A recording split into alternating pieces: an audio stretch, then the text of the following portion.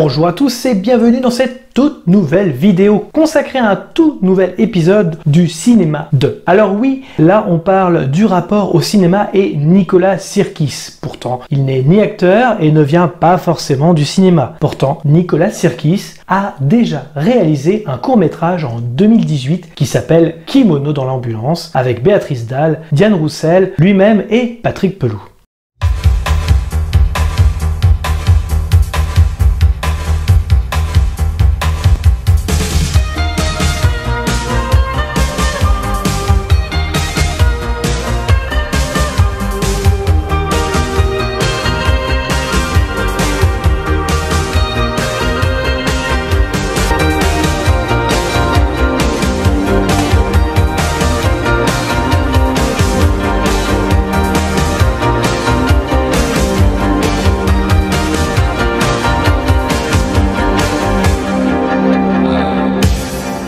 C'était beaucoup plus cinématographique. C'est vrai que les textes d'Indo étaient beaucoup plus symboliques, beaucoup plus...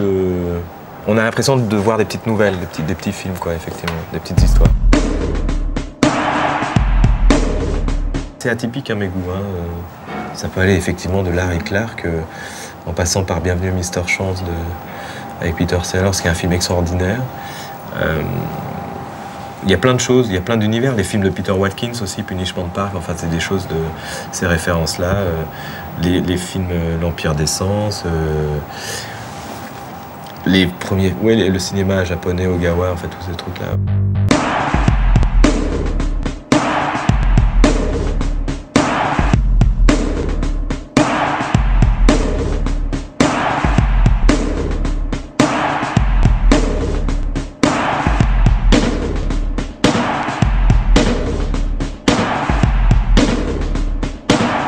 L'idée du court-métrage est d'en faire un clip de 13 minutes rendant hommage aux services hospitaliers pendant les attentats qui ont frappé la France en 2015. Alors ce court-métrage n'est pas qu'un hommage, il va plus loin dans la démarche puisque le symbole de l'ambulance, avec à l'intérieur un combat pour sauver une vie, mais aussi avec cet extérieur, la vie elle-même, évaluant la violence du monde qui nous entoure. Présenté dans certains cinémas, puis en concert en arrière-plan, cette volonté de réalisation n'est pas là par hasard. Je suis fan du groupe depuis le milieu des années 90. C'est l'album Wax puis Dansetaria qui m'ont fait aimer le groupe Indochine. En effet, les albums L'Aventurier jusqu'à l'album 3 n'avaient pas forcément émis de résonance en moi, bien qu'ils soient devenus des monuments français et rentrés même dans l'histoire. J'ai rattrapé le retard avec 7000 danses, Le Baiser et Un jour dans notre vie, qui sont objectivement de bons albums. La suite, vous la connaissez, Paradise est un énorme carton, Alice et June est selon moi le meilleur album du groupe, La République du Météore, Black City Parade, l'album 13, d'où la première réalisation de Nicolas est issue, et au mois de septembre 2024, l'album Babel Babel. En 2022, le groupe a fêté leurs 40 ans avec une succession de concerts dans différents stades, et pour l'instant, je vois dans vos yeux, toujours pas le rapport avec le cinéma. Mon premier concert d'Indochine, c'était à Rennes, lors du Alice et June Tour, et c'est à ce moment-là que j'ai vu que le cinéma était important pour le groupe, et en cherchant un peu plus loin, je me suis aperçu que c'était aussi une des raisons pour laquelle j'aimais beaucoup ce groupe. Leur musique, leur ambiance, leurs paroles transpirent le cinéma à plein nez. De petites histoires influencées directement par les films d'autrefois, d'étrangers moins connus du grand public. Entrons donc dans le vif du sujet car le cinéma de Nicolas Sirkis, cette grande histoire d'amour, commence dès le deuxième album avec Le Péril jaune.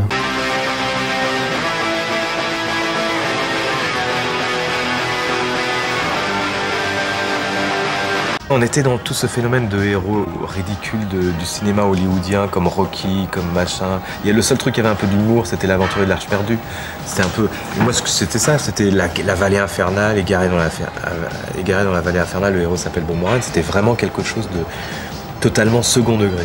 Si l'aventurier se moquait des comics en les parodiant, Le Péril jaune est différent par les textes. Miss Paramount reprend les classiques du cinéma, parfois même nanardesques, que le chanteur adule. Satan mon amour, sorti en 1971, de Paul Venkos raconte l'histoire d'une femme, d'un chroniqueur musical qui découvre que le corps de son mari est possédé par un pianiste génial et signe un pacte avec Satan. L'œuvre est portée par Alan Alda, que vous avez pu voir dans la série Ray Donovan, et Jacqueline Bisset, qui a joué dans quelques épisodes de Nip Tuck et qui a partagé l'affiche avec Virginie Efira dans Madeleine Collins. Je ne rends pas forcément hommage aux acteurs en disant ça, mais sachez que la filmographie est assez impressionnante, ce sont de grands acteurs. Si le film est parfois bancal et rappelle sans nul doute Rosemary Baby, Satan mon amour se regarde volontiers, parfois semé de quelques longueurs notables. C'est l'actrice Jacqueline Bisset qui est justement incroyable à l'écran. En effet, l'actrice de La Nuit américaine de Truffaut, déchirée entre son amour et l'artiste qui ne peut être possédé par l'arrogance. Ici, dans cette chanson de Miss Paramount, Nicolas dévoile le cinéma qu'il aime et qui aura une influence sur ses chansons, peut-être même aussi sa personnalité. Dans Satan mon amour, le personnage de Miles n'est pas forcément l'artiste qu'il aurait aimé être et est obligé de vendre son âme au diable pour devenir célèbre. Comme un avertissement du jeune homme, puisque quelques années plus tard, à la suite de l'album 7000 danses, ce sera un désert médiatique qui durera près de 10 ans, sans que celui-ci ne vende son âme au diable pour exister.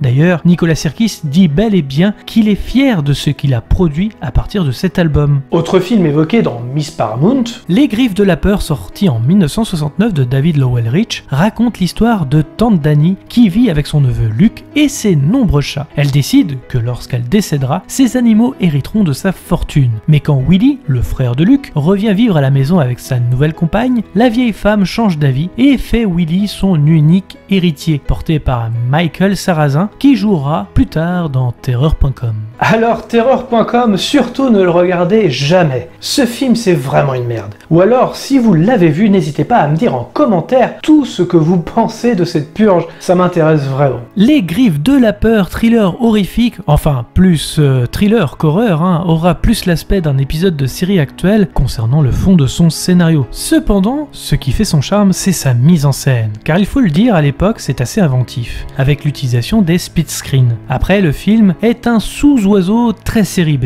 Le monstre du train, sorti en 1981 de Roger Spottiswoode, une fratrie d'étudiants universitaires décide de se faire une soirée costumée pendant un voyage en train, mais un tueur s'est infiltré dans le train, les tuant un par un et récupérant les costumes de ses victimes. Le film est porté par Jamie Lee Curtis et Ben Johnson, le film sorti après l'excellent Halloween de John Carpenter, mais n'est pas Carpenter qui veut. En effet, nous sommes sur un teen slasher pauvre, pourtant qui essaye de fusionner le train Orient Express et un Halloween sans briller par la mise en scène. Le Jardin des Tortures, 1967 de Freddy Francis, un forain propose à ses spectateurs une rencontre exceptionnelle avec la déesse du destin. 5 d'entre eux décident de tenter l'aventure sans trop y croire, mais avant d'accéder à la divinité, ils doivent franchir plusieurs étapes composées d'épreuves terrifiantes, les confrontant à leur avenir. Avec Burgess Meredith et Peter Cushing, Tarkin dans Star Wars si vous préférez, ce film est presque inventif car un peu fauché dans sa production et donne un certain charme à l'œuvre. Film à sketch dirons-nous, qui n'aura jamais accès aux grandes salles à l'époque. Juste des petits cinémas de quartier avec cette aura kitsch de par son ambiance de série B. Dans la chanson Miss Paramount, Nicolas évoque un cinéma non académique, bien au contraire, celui d'un cinéma de série B, qui, malgré leurs défauts, cache aussi une âme dans ses œuvres où le grand public réagit, ce qui fait toutes ses saveurs. Même un film aussi kitschoun que Le Jardin des Tortures peut être drôle entre potes. Et ça, je pense que vous l'avez tous au moins vécu une fois. Il ne s'agit uniquement d'une chanson, pourtant un titre de l'album, Razzia, attire mon attention, qui évoque le film Razzia sur la Schnouf de 1955 de Henri Decoing. Le redoutable Liski, chef du gang parisien de la drogue, engage Henri le Nantais pour remettre de l'ordre dans l'organisation du réseau. Le Nantais démonte donc minutieusement tout le mécanisme du trafic de la Schnouf. Sa mission accomplie, il peut dévoiler sa véritable identité d'inspecteur de police et mettre tout ce joli monde sous les verrous. Porté par Jean Gabin et Lino Ventura, le film noir sombre qui a pour sujet le trafic de drogue avec les conséquences qu'elle engendre, assez novateur pour l'époque mais aussi avec un twist aux petits oignons. Les paroles évoquent sans nul doute le film rapporté au genre de la musique d'Indochine. Et puis l'album 3, un des plus gros succès d'Indochine, qui évoque Marguerite Duras. D'ailleurs, le nom d'Indochine vient aussi de ses écrits. Si on la connaît en tant qu'auteur, il ne faut pas non plus oublier la cinéaste qu'elle était. Elle réalisa 19 films entre 1967 et 1984. Duras au cinéma, c'est surtout des films comme Indian Song en 1975, avec son monde envoûtant, étrange, unique, décadent, exotique, plastiquement parfait, avec la robe rouge que porte Seyrig dans le rôle d'Anne-Marie Streeter.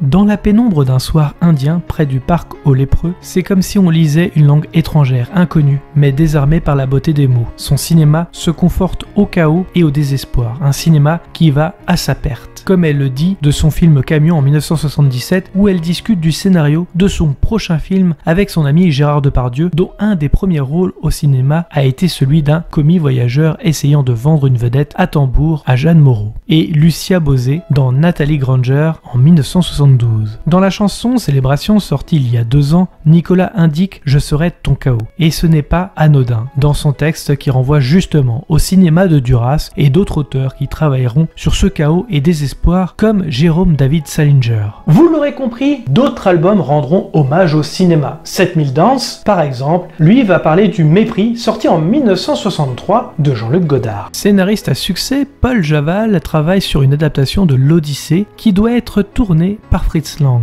Il remarque que Lang est en désaccord avec Prokosch, le producteur américain. Ce dernier voudrait financer un film épique alors que le réalisateur souhaite faire un film psychologique. Porté par Brigitte Bardot, Michel Piccoli et Fritz Lang lui-même, le film a le propos du long métrage qui est l'un des plus clairs du réalisateur, annonçant sa ligne esthétique à venir, la mort du cinéma parallèlement à celle d'un couple. Godard est d'ailleurs très sensible au film de Duras et la compte dans sa bande des 4 avec Sacha Guitry, Marcel Pagnol et Jean Cocteau, celle des écrivains qui font du cinéma sans être acceptés par ce milieu. Faire une chanson sur le mépris pour Nicolas est assez logique dans ses choix. Il apparaît dans 7000 danses, qui semble être un album excellent mais rempli de doutes, comme si le succès peut mourir comme une histoire d'amour. On peut dire que le texte du Mépris est aussi symbolique, car il aura été avant-gardiste pour le groupe. Ensuite, Le Baiser sort en 1990, mais en plus d'être un album et un titre du groupe, la référence est bien cinématographique. Oui, il s'agit du film de 1929 de Jacques Feder.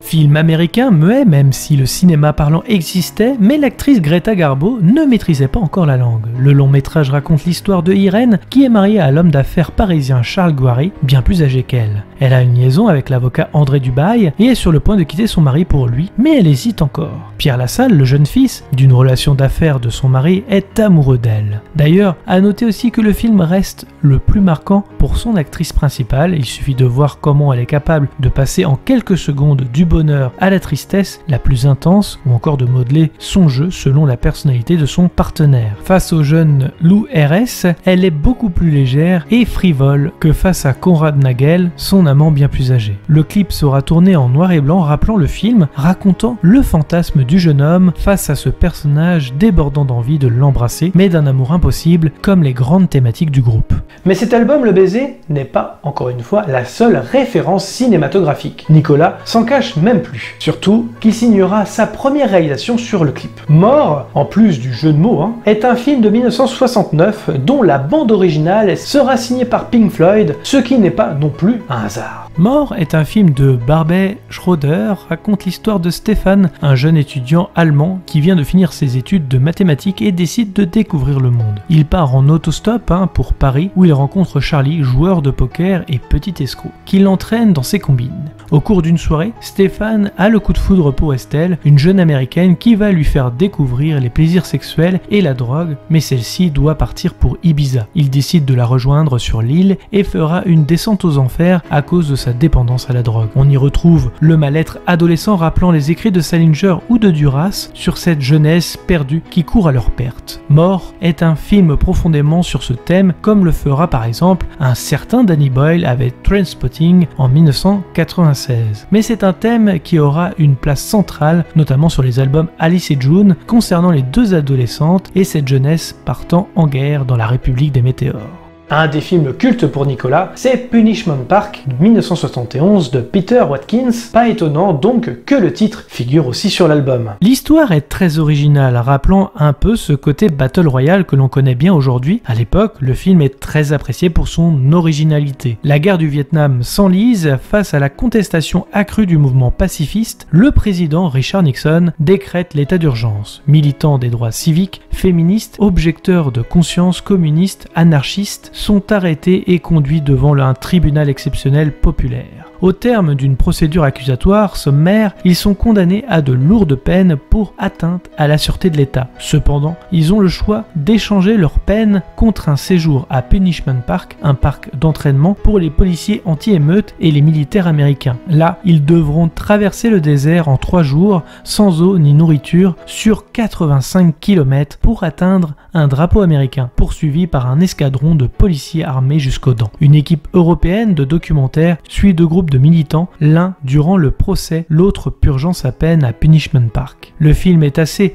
provocateur et projeté au Festival de Cannes pour alerter, faux reportage certes, mais qui semble réel, une traversée du désert sans ration, le tout dans un temps imparti, force spéciale aux trousses, autant dire une chasse à l'homme pour faire plus simple. Cela rend l'horreur plus réaliste et lui donne une dimension concrète et on a plus souvent l'impression de regarder un documentaire qu'un drame fictif. Ce choix est justifié par la volonté de Watkins de créer un pamphlet politique contre la guerre du Vietnam et la propagande orchestrée par le gouvernement des États-Unis, utilisée pour faire croire à ses citoyens que cette guerre est nécessaire pour l'accomplissement de la nation. Pour le clip, le groupe marchera également avec cette caméra au loin comme le film. Les paroles parlent de destruction, des âmes égarées, courant encore une fois leur perte. Autre film fétiche du chanteur, Bienvenue Mr. Chance, datant de 1979 de Hal Ashby. Washington DC, années 70. Un jardinier quinquagénaire prénommé Chance, un homme naïf et simple, coule une vie sans heurts à prendre soin du jardin d'une calme propriété préservée dans un quartier à risque de la capitale. Il vit quasiment retiré du monde, ne sort jamais, n'est jamais monté dans une automobile et sa seule distraction est la télévision. Il contemple avec assiduité et fascination. Obligé de quitter cette maison et cette activité à la suite du décès de son employeur, Chance est heurté dans la rue par un véhicule dont la propriétaire, Eve Rand,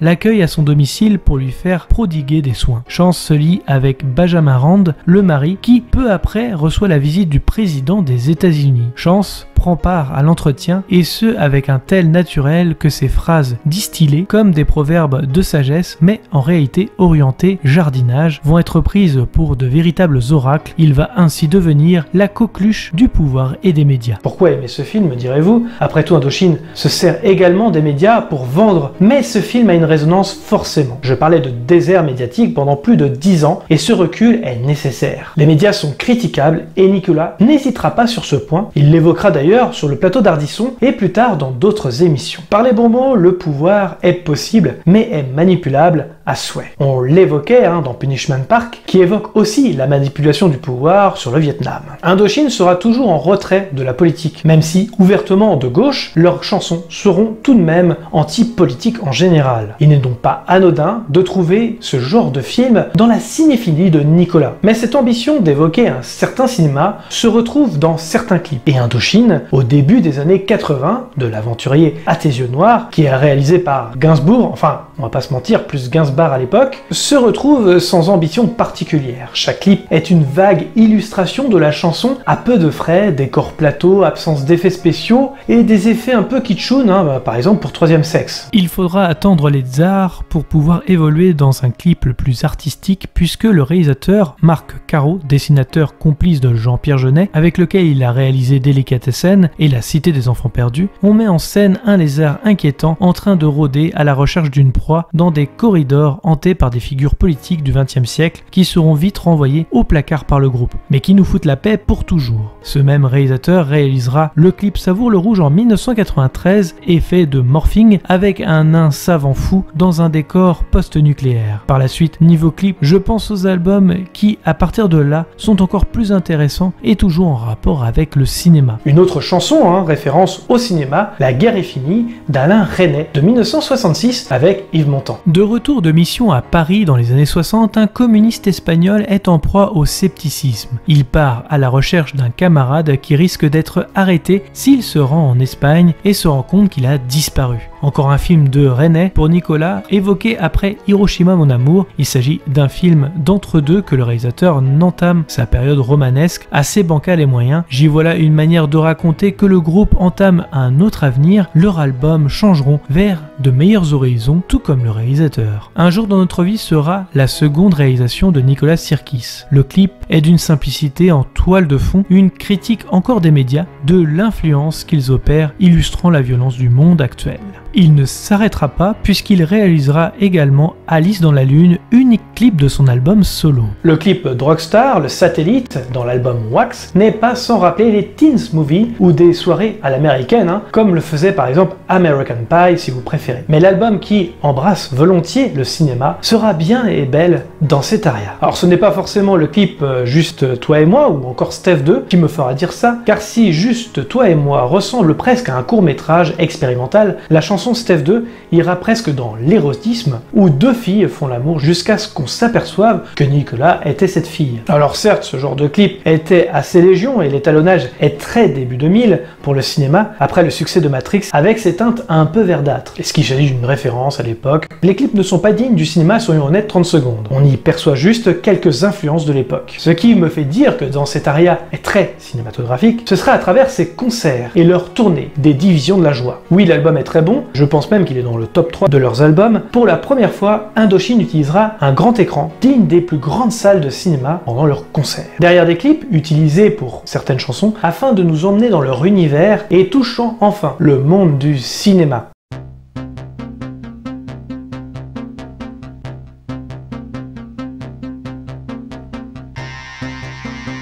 Car les tournées par la suite seront de plus en plus grosses. Le Paradise Tour et Alice et June auront désormais 3 grands écrans afin d'être plus dans l'immersion. L'utilisation d'écrans parfois splittés pour diffuser d'autres images différentes en même temps. Ce sera encore plus probant avec la République des Météores qui utilisera pas moins de 5 écran géant pour nous immerger encore plus. La volonté est claire pour le groupe, ils veulent faire de ce concert un grand film et c'est presque le cas. Pour Alice et June et la République des Météores, chacun de ces albums raconte une histoire. Pour Alice et June, la promesse et le pacte de 2 jeunes filles qui se donneront la mort dans un amour incompris. Pour Alice et June, et l'histoire de soldats de la Première et Deuxième Guerre mondiale pour la République des Météores. Les clips diffusés pendant le show est d'une intensité folle au point de faire abstraction du groupe pendant les concerts. On nous offre un film, on nous offre carrément des courts-métrages. À partir de là, comment faire mieux? Eh bien dites-vous qu'ils y arriveront avec Black City Parade. C'est un écran qui fera carrément le tour du public et le 13 tours sera un écran au plafond, sans compter l'écran du Central Tour qui sera le plus grand écran d'Europe jamais conçu afin de pouvoir même battre le record d'influence dans les stades. La taille fait la différence pour le cinéma, le choix des cadres pour les clips diffusés aussi, ce qui donnera une conception pour la mise en scène inventive que même le cinéma ne peut produire. Le show va donc au-delà de ce que peut produire une salle de cinéma. Tout doit être pensé techniquement comme un film avec le concept du show. Revenons aux albums, nous évoquions certains films dans la discographie. Dans cet aria, nous avons Le Message, qui est une référence au film de Mustapha Akkad, sorti en 1977. Histoire de la naissance de l'islam depuis la révélation accordée à Mahomet en 610-611 jusqu'au pèlerinage d'adieu à la Mecque, où il meurt le 8 juin 632. C'est plus qu'une référence qu'un rapport aux paroles de la chanson qu'autre chose, c'est bien avec Paradise que les références vont être beaucoup plus légion. Le Grand Secret, avec qui il fait un duo avec Melissa Auf der Mauer, est également un film sorti en 1952 de Melvin Frank et de Norman Panama. L'histoire du colonel Paul Tibbets, le pilote du bombardier Enola Gay, qui largua la première bombe atomique sur Hiroshima. Bien qu'inconscient du réel potentiel de cette nouvelle arme, il savait qu'elle était bien plus dangereuse qu'aucune invention auparavant. Il savait aussi qu'elle détruirait des milliers de vies, mais que cela pouvait mettre un terme à la guerre, sauvant des milliers d'autres vies. Il savait tout cela lorsqu'il se porta volontaire pour cette mission. Pourtant, livré à lui-même, confiné dans le plus grand secret, il ne pouvait savoir l'énorme pression qu'il aurait à subir et qui s'accentuerait au fil des heures. Si l'histoire de ce film peut paraître alléchant en étant un film de guerre sur le papier, le film n'en est rien, car Robert Taylor, qui jouera le fameux colonel, a lâché la première bombe atomique et c'est bien son actrice Eleanor Parker qui sera le personnage principal du long métrage. Le film se consacrera à la vie de famille du couple. Le film va parler d'amour, car le but étant d'humaniser ce qui sera la déshumanisation. Cet amour avec, quoi qu'il arrive, ce grand secret dont l'épouse est tenue à l'écart aura comme finalité la destruction. Bref, des thèmes chers à Nicolas Sirkis qui donnera le titre du film à cette chanson avec d'autres thèmes à l'intérieur sur un autre grand secret. Comme le film se consacre sur un couple et non sur les futures victimes, Nicolas choisit le duo, comme s'il incarnait ce couple, racontant peut-être une autre histoire que celle du film original. Seconde référence au cinéma dans Paradise, un singe en hiver, texte cette fois-ci écrit par le regretté Jean-Louis Murat et non par Indochine. Un texte riche en thématiques, elles peuvent notamment faire référence au groupe lui-même, à la guerre d'Indochine ou du Vietnam, mais aussi au livre d'un singe en hiver de 1959 d'Antoine Blondin, voire au film d'Henri Verneuil de 1962 avec comme vedette Jean-Paul Belmondo et Jean Gabin. Le jeune Fouquet, père d'une petite fille divorcée, échoue à Tigreville en Normandie. Il loge au Stella, un hôtel tenu par Monsieur et Madame Quentin, une amitié qui confine à celle qui unit un père et un fils, se noue entre les deux hommes. Tous deux font des rêves d'ailleurs, la Chine pour l'ancien combattant, l'Espagne pour le jeune homme. Mais si Fouquet aime la boisson, Quentin a juré de ne plus y toucher. Dans ce cadre spectral d'une station balnéaire normande, un singe en hiver narre le rapprochement de ces deux êtres qui, à leur manière, éprouvent bien du mal à vivre dans ce monde. Pétris de douleur et de solitude, ils trouveront le réconfort, communieront lors d'une soirée épique où, ayant abjuré, Monsieur Quentin se saoule et entraîne Fouquet dans son délire. On reconnaîtra la plume d'Audiard dans les dialogues du film, qui sera sans nul doute le meilleur du réalisateur. Alice et June ne fera pas référence au cinéma, mais fera appel à des metteurs en scène pour ses clips, à la fois pour les singles, mais aussi pour la tournée sur les écrans géants. Le clip Ladyboy, par exemple, est réalisé par Jaco van Dormel, metteur en scène belge qui a réalisé Toto le héros en 1991, Le 8e jour en 1996 avec Daniel Auteuil, et enfin Mr. Nobody avec Jared Leto, avec qui Nicolas passera chanter avec lui lors d'un concert de 30 Seconds to Mars. La République des Météores, sortie après Alice et June, évoquera un film de Jane Campion sorti en 1991, Un ange à ma table. Le film de Jane Campion retrace les débuts difficiles de cette femme issue d'une famille nombreuse dans un milieu ouvrier qui se distingue très tôt par ses dons littéraires et son goût pour la poésie. Lorsqu'elle étudiait à l'université avec le rêve de devenir enseignante, elle fut arbitrairement internée en hôpital psychiatrique et diagnostiquée schizophrène. Enfermée pendant 8 ans, elle subira 200 électrochocs et échappera de justesse à une lobotomie. N'ayant jamais cessé d'écrire, c'est sa notoriété grandissante et la chance d'avoir été publiée qui lui permettront enfin de quitter l'asile et de commencer une nouvelle vie en voyageant en Angleterre et en Espagne. Le cinéma de Jane Campion est basé sur l'émancipation des femmes. Alors les paroles n'ont rien à voir avec le film, mais l'histoire aurait pu être un film de Jane Campion. En effet, on y voit une femme délaissée par les hommes qui sont à la guerre. Elle est seule, les femmes ont remplacé les hommes dans les usines comme une lettre d'un soldat à sa femme. C'est elle qui est au cœur du récit, quoi de mieux que de l'illustrer dans un duo porté par Suzanne Combeau, où les images lors du concert sont bien meilleures que le clip original. D'ailleurs, les images portées lors de la tournée, où le clip Le Lac et Le Dernier Jour, qui peut être aussi une référence cinématographique, cependant, trop de films portent le même nom, sont issus de véritables images d'archives détenues par le studio de Luc Besson en Normandie. Les visuels étaient importants, comme je disais, comme pour raconter l'histoire d'un film qui se serait porté sur la guerre mondiale.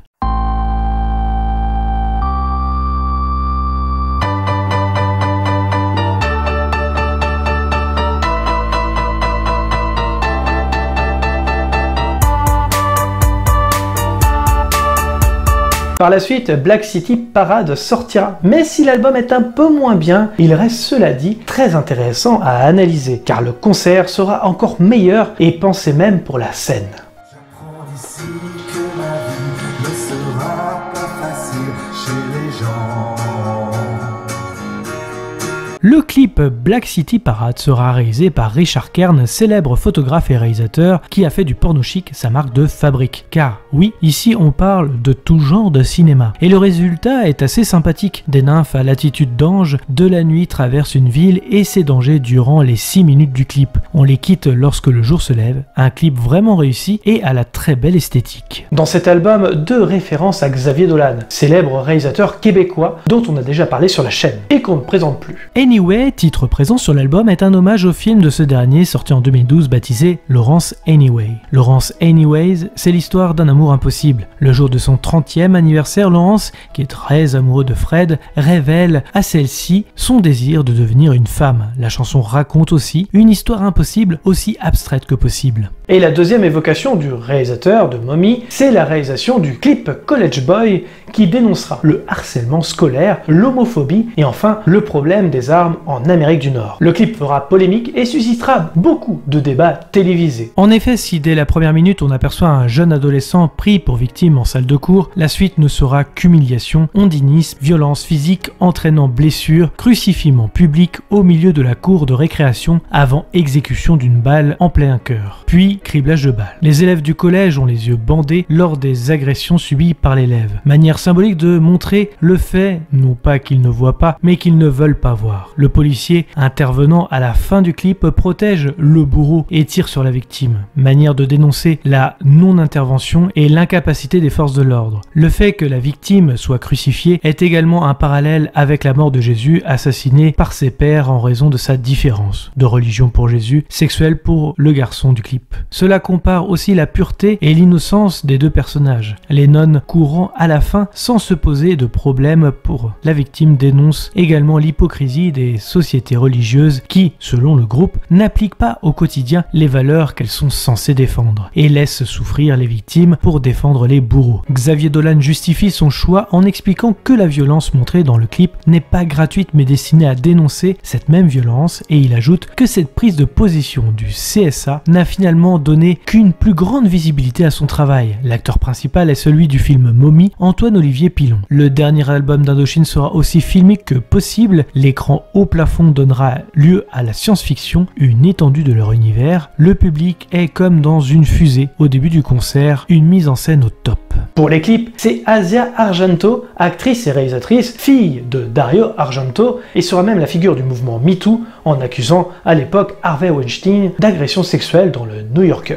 Elle réalise le clip pour Indochine La vie est belle, pour le coup rien à voir avec le film. Le clip retrace l'évolution d'un homme de sa naissance jusqu'à sa mort en vue subjective. Après une enfance difficile, la période adulte est-elle belle et cruelle à la fois selon les paroles de la chanson et comporte un mariage. L'épouse est interprétée d'ailleurs par Asia Argento, la naissance d'un enfant et se conclut par la maladie. Le clip est précédé d'un avertissement en raison de la présence de scènes de violence conjugale et de nudité. Le clip est diffusé sur Virgin Radio TV et RFM TV à l'époque avec une signalétique déconseillée aux moins de 10 ans. De plus, les scènes choquantes sont floutées. Asia Argento, qui a réalisé de bons films comme La Comprise ou Le Livre de Jérémie, fera aussi un duo avec le titre Gloria sur l'album et apparaît sur l'écran au plafond pendant le concert avec un clip très esthétique. Station 13, le clip a été réalisé par Boua Kazmi et a été tourné en Afrique du Sud et a pour thème le racisme avec l'apartheid. On finit avec le dernier clip de l'album, Kimono dans l'ambulance, premier court-métrage réalisé par Nicolas lui-même. Voici ce qu'il dit. Depuis toujours, l'image et le cinéma me passionnent. C'est une source d'inspiration forte pour moi. Par le passé, j'avais réalisé le clip Mort et Un ange à ma table. J'écris toujours les idées de nos clips, mais par manque de temps, je fais appel à des réalisateurs. Sur cet album, j'ai réalisé le clip de Gloria avec Asia Argento. Pendant l'enregistrement de Kimono dans l'ambulance, j'avais déjà l'idée d'en faire un petit film avec des images très précises dans ma tête. Le tournage s'est déroulé en 2 temps. En novembre, nous nous avons tourné les extérieurs sur le plateau de l'Aubrac. Les images serviront à illustrer le morceau sur nos écrans pendant la tournée. Et en juin, nous sommes revenus à Paris pour les intérieurs. Je me focalise sur les plans et je filme beaucoup pour avoir le choix au montage. Le vrai truc, c'est le dérochage. Il faut connaître ses rushs par cœur pour éviter de passer à côté d'un moment fort. C'était ma vision du film de souligner le paradoxe entre la vie à l'extérieur et la vie ou la mort comme suspendue à l'intérieur. J'aime beaucoup le slow motion et les plans aériens. Gus Van Sant est une référence pour moi. Gus Van Sant a souvent travaillé sur le mal-être adolescent, tout comme les textes d'Indochine. Rien d'étonnant dedans. Pour information, Béatrice Dalle et Diane Roussel jouent aussi dans ce court-métrage. Il poursuit. Je connais Béatrice depuis longtemps, elle est souvent venue nous voir en concert et je l'ai vue au théâtre dans Lucrèce Borgia. Elle était belle et forte, un ange noir. J'avais remarqué Diane Roussel dans La tête haute d'Emmanuel Berco. Je trouve qu'elle a un regard d'une intensité troublante. Le court-métrage est pensé pour le grand écran. Il donne d'ailleurs son avis quelque part sur les sensations d'une salle de cinéma. Il a été filmé pour le grand écran avec des plans de drone et les grands espaces de l'Aubrac. Rien ne remplacera l'émotion, les sensations de la projection sur grand écran. Lors de ces différentes projections, comme le clip Station 13, les clips ont été diffusés avant des films attendus du public. Station 13, diffusé avant Paranoia de Soderbergh et Kimono dans l'ambulance avant Us de Jordan Peele.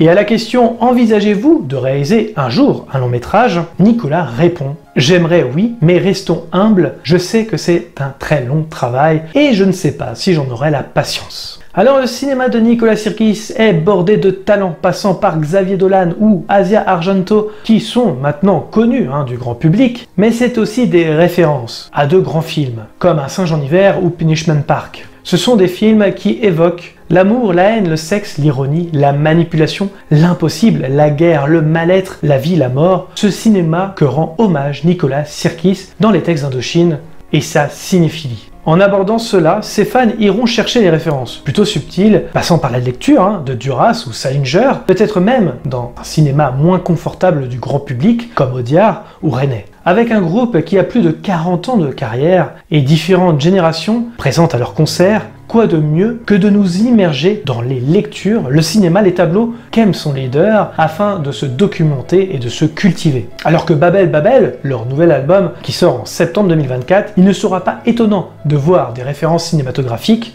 et je vous invite, si vous écoutez ce nouvel album, d'en discuter en zone commentaire. Je serai ravi d'en parler avec vous. Des références dans les titres, dans les textes, montrent l'étendue de cet amour pour le cinéma. C'est aussi ça, le cinéma de Nicolas Sirkis. Merci à tous d'avoir regardé cette vidéo, je précise qu'il s'agit d'un avis et non d'une pensée unique. Pensez à liker, commenter, mettre un pouce bleu et d'activer la cloche pour ne rien rater.